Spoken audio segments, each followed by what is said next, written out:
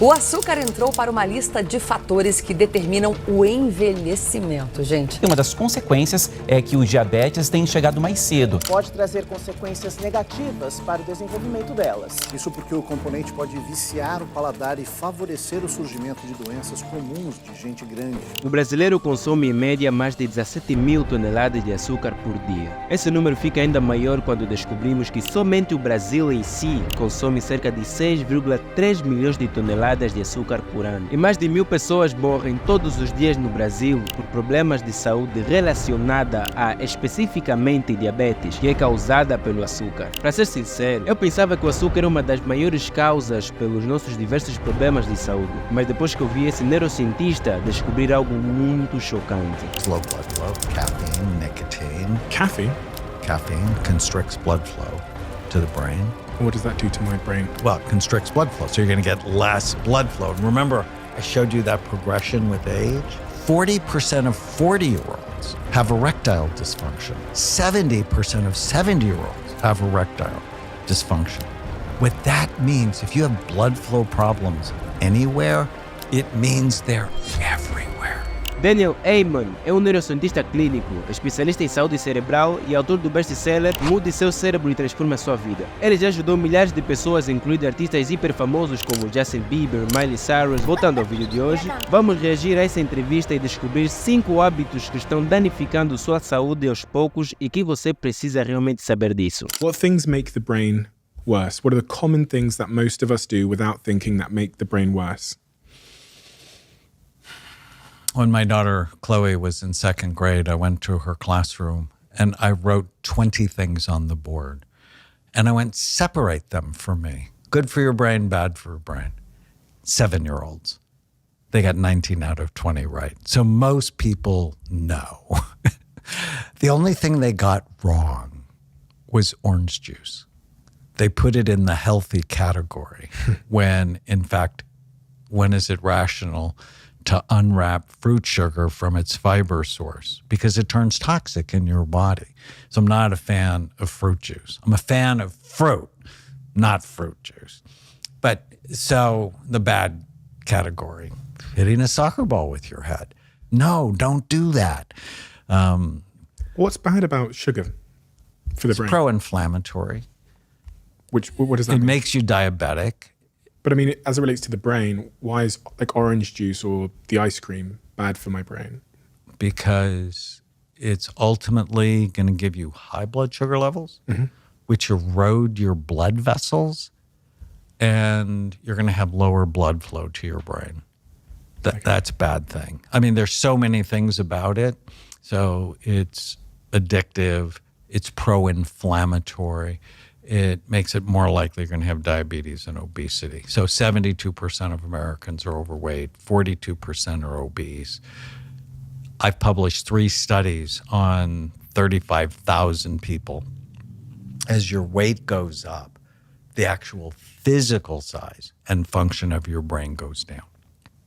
That should scare the fat off anyone. I used to be chubby, but when I figured out that connection, I'm like, oh no, It was that gave me the motivation to drop about 25 pounds.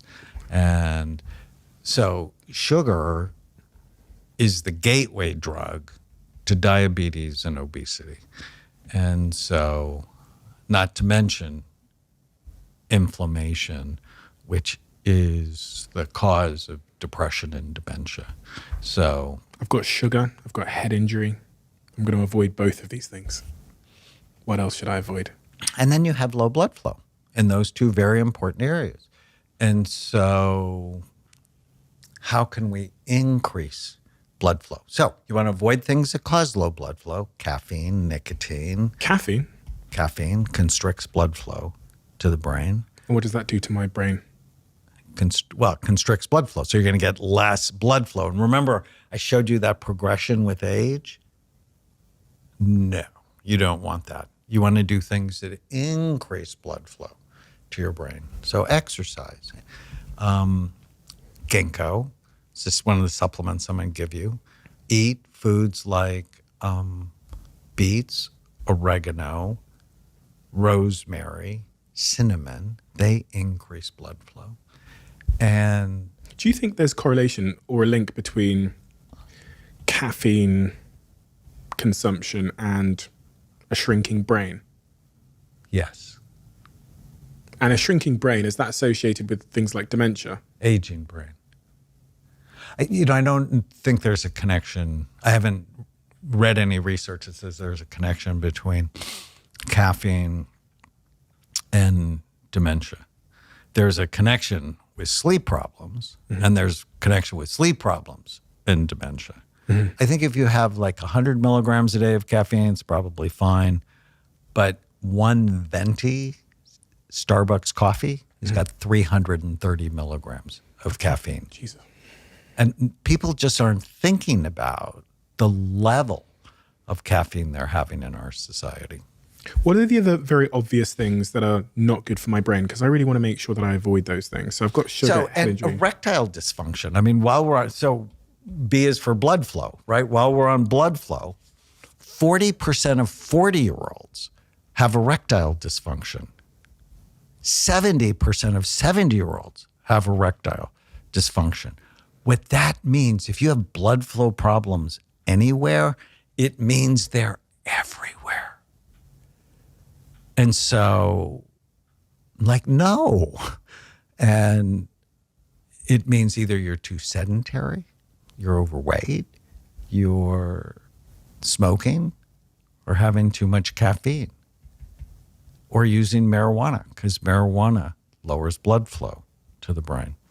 And so just in that one of the 11, it's exercise, ginkgo, and for you, not for everybody, but for you, hyperbaric oxygen. Those three things will make a big difference in blood flow. Ginkgo. Ginkgo, What is that? it's a supplement, What does it do increases blood flow. to the brain? The prettiest brains I've ever seen take ginkgo. There's actually a SPEC study. They gave people 120 milligrams of ginkgo twice a day, significant improvement in blood flow to the brain. And so in one of the supplements I'm going to give you, we have ginkgo. I've taken it every day for the last 20 years, at least. And then, this is where the U.S. government got an F for the pandemic, loneliness accelerates dementia and brain problems. And so when they isolated us, the whole significant increase in brain problems. So get connected to other people. The I in Bright Minds is inflammation. So what increases inflammation? Low omega-3 fatty acid levels. And we are deficient. 93% of the population is deficient in omega-3 fatty acids. 93%. So all of us should be either eating more fish or taking an omega-3 supplement like fish oil. Gum disease. Like, who knew? Like, I wasn't really that good at taking care of my gums until I started reading the studies. You have gum disease, you have inflammation, you're more likely to get depressed and have dementia. I'm like, oh my goodness. So I'm a flossing fool.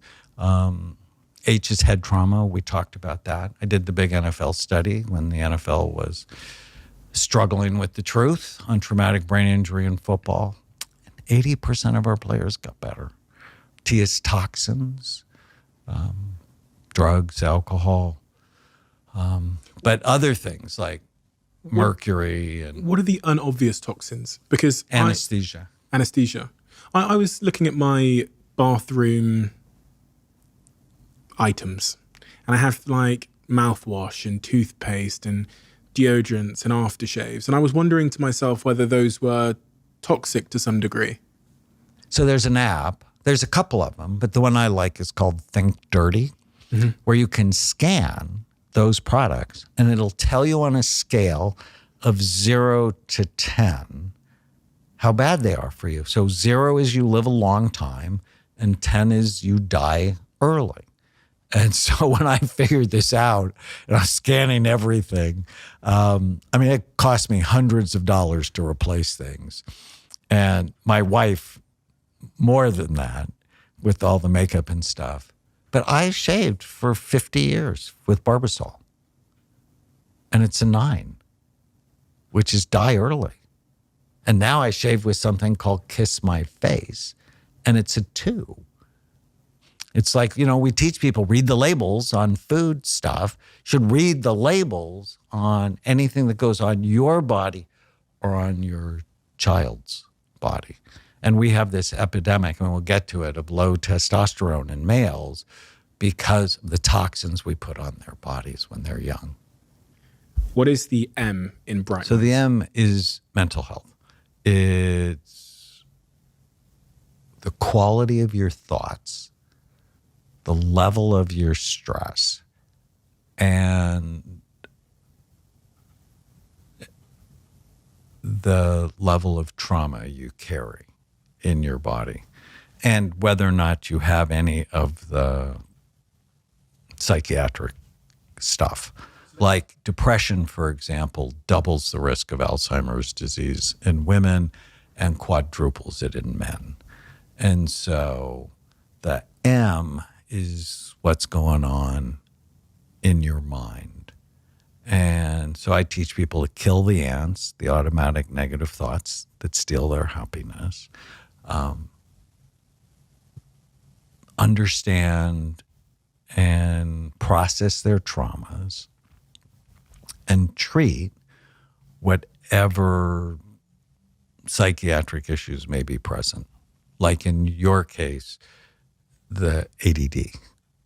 And I think we could start with a supplement, or even consider medication, talk about the natural ways to do it, the medicine ways to do it. And for me, I'm not opposed to medicine. I'm actually really good at it. But it's never the first and the only thing I think about. Last thing I wanted to ask you about is, well, there's really 2 outstanding questions that I have for you, Doctor. The first one is about screen time.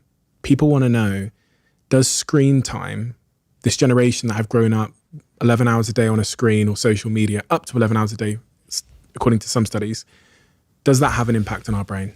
It does. It shrinks it. It's sad. I mean, what it does is it wears out your pleasure centers. So you have these 2 areas in your brain called the nucleus accumbens, and they respond to dopamine. And they bring you happiness, and they bring you pleasure, and they bring you motivation, and they bring you drive.